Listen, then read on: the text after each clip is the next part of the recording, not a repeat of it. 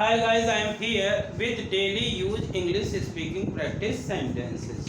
Dear friends, you can see these are very common sentences which we use in our daily life. इसी प्रकार के sentence हम अपनी daily life में use करते हैं.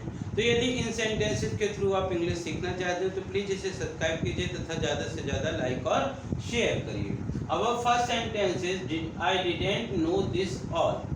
जब अचानक आपको कोई चीज़ की जानकारी होती है तो आप बोलते हैं I didn't know this all. मैं यह सब नहीं जानता था.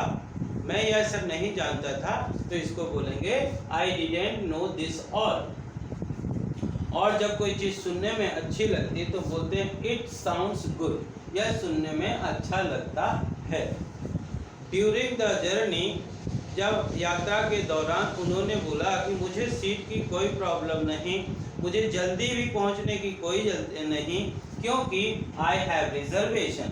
मेरा तो रिजर्वेशन है. जब कोई किसी चीज़ की बात किसी को नहीं मानता है, किसी चीज़ को नहीं मानता है तो यदि उसे समझाया जाए तो वो धीरे धीरे इस बात को समझता है और मान भी जाता है.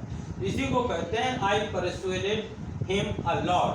I persuaded him a lot. मैंने उसे बहुत समझाया.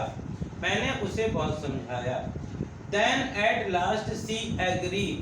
और जब हम किसी को समझाते हैं हो सकता है कि उसकी बात समझ में आ जाती है और वह मान जाता है, तैयार हो जाता है तो उसको बोलेंगे Then at last she agreed.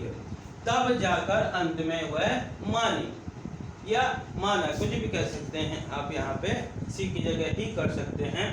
और ये चूंकि बड़ा सेंटेंस यदि आप चाहते हैं तो इस प्रकार से डेली लाइफ में यूज करते हैं कि I persuaded him a lot then at last she agreed. मैंने उसे बहुत समझाया तब जाकर अंत में वह तैयार हुई या मानी.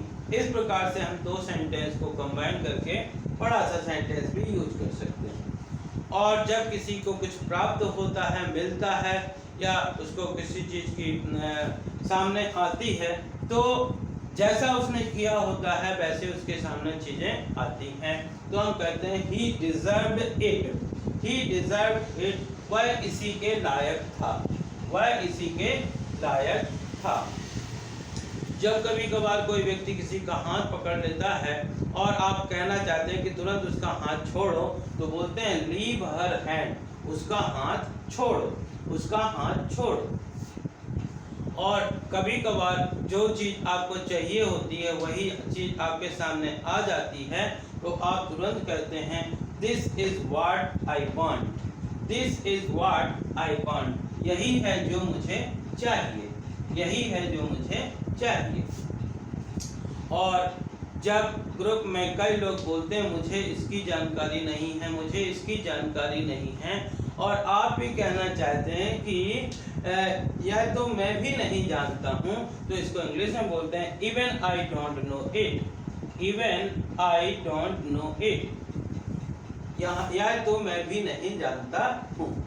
और जब दो लोग आपस में विवाद होता है या किसी चीज़ की बात आती है और तीसरा व्यक्ति आपको दोष देता है, पार्शियलिटी करता है तो आप कहते हैं कि आप मुझे तो ब्लेम कर रहे हैं, दोष दे रहे हैं, आपको उसकी गलती दिखाई नहीं देती है तो इसको बोलते हैं can't you see his fault. क्या आपको उसकी गलती दिखाई नहीं देती है. So dear friends, these are some sentences which we use in our daily life. You can also use these sentences in your conversation. कभी कभार आप पूरा इंग्लिश नहीं बोल पाते तो हिंदी के सेंटेंसेस के बीच बीच में इस प्रकार के सेंटेंसेस बोलिए.